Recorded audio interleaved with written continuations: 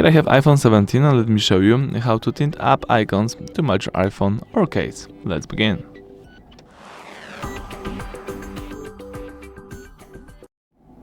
So let's start by using the home screen. Now we need to activate the jiggle mode, so let's just hold somewhere here, and when the apps are jiggling, it means that you are in a jiggle mode.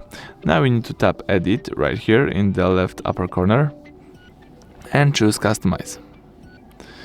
Alright, here you can customize your apps by using default, dark, clear or tint. Let me use tint.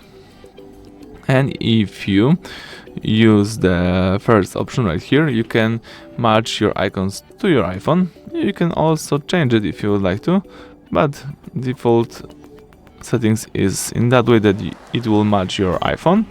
You can also choose the second one and it will match your case. So it's as simple as that, but of course you can also change it here, for example, to more purple or to more greenish, and you can use it that way.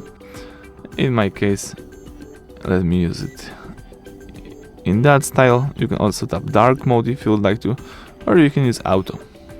If you would like to go back to the previous, let's just tap default, and basically that's it. Thank you for watching. Please subscribe to our channel, leave thumbs up under the video.